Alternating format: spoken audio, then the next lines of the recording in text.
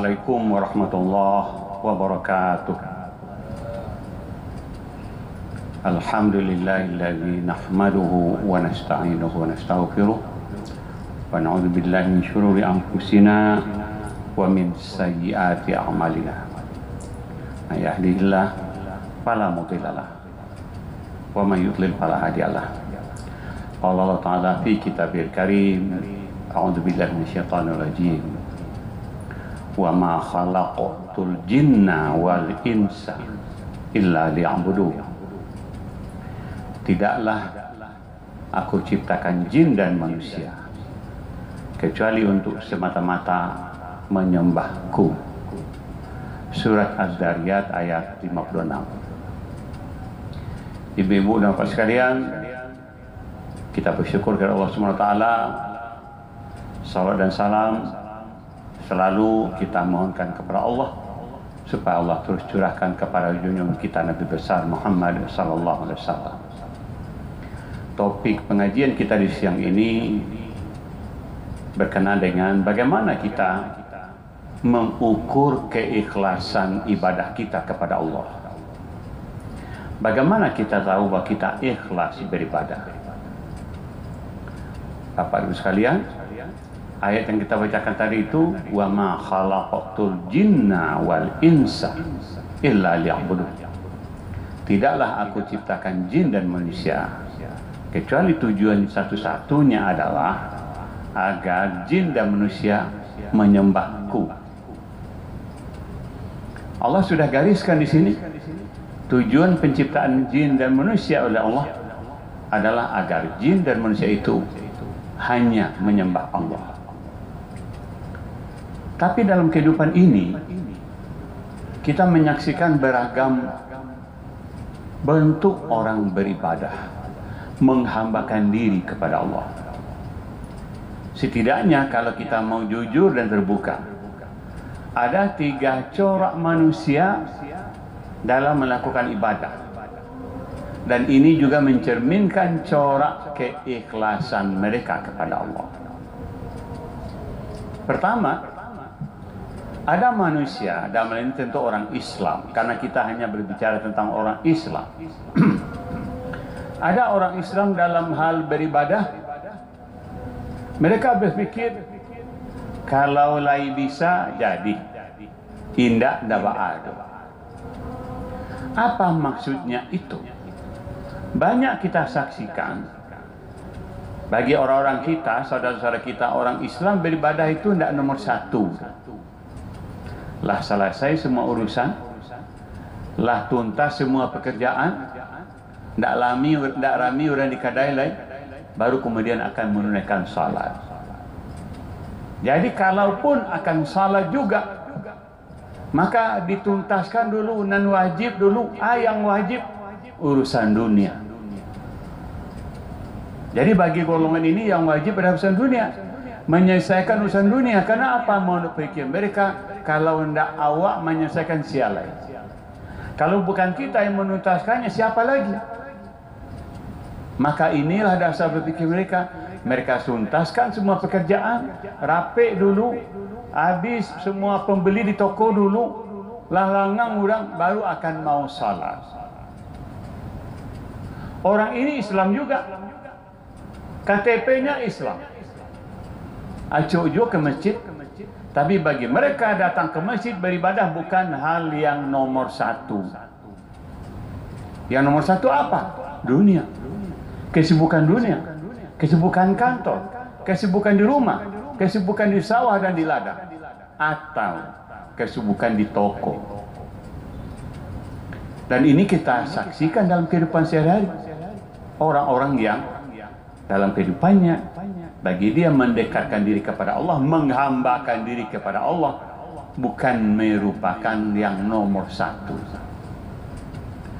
Lalu yang kedua, ada yang unik. Apa yang kedua? Ada di antara kita orang Islam yang musim-musiman. Musim baik pikiran, musim sedang banyak rezeki, rajin beribadah. Timbul kesadaran. Kenapa? Oh ya, ada pihak rahmat dari Allah, wajib awak bersyukur. Tapi sedang susah hidup, kacau pikiran, banyak masalah, lupa dengan Tuhan. Ini yang disebut Allah dalam surat Al-Hajj, orang yang beribadah kepada Allah angin-anginan. Ketika datang angin baik, dia rajin beribadah. Ketika datang angin topan, badai dalam kehidupan, lupa dengan Allah. Atau bahkan sebaliknya, ketika banyak musibah terjadi, banyak kesulitan hidup, banyak masalah, rajin beribadah, rajin berdoa, rajin tahajud. Tapi sudah selesai masalah, sudah tuntas, sudah ada solusi, lalu lupa bulu balik. Tak lain takana untuk datang menghadiri masjid. Maka ini tipe kedua, orang-orang yang angin-anginan dalam beribadah. Harus kita katakan bahwa kedua golongan ini jelas bukan orang-orang yang ikhlas beribadah kepada Allah. Mereka rajin beribadah kepada Allah hanya ketika selesai urusan, atau mereka rajin beribadah ketika sedang menghadapi musibah, sedang menghadapi kesulitan dan bencana. Lalu ada yang ketiga. Apa yang ketiga? Yang ketiga ini adalah orang yang menghambakan diri kepada Allah tanpa memandang musim.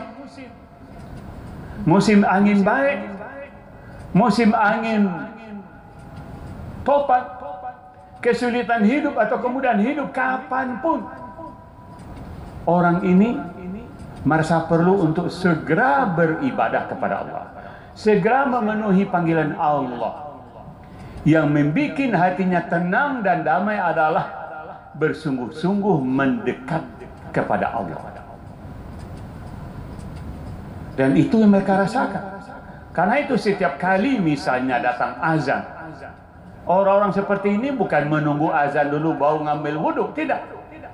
Umumnya mereka-mereka yang seperti ini belum lagi azan lah tahun jam berapa waktu zuhur sekarang. Dia lihat jam, dia sudah bersiap-siap. Kenapa?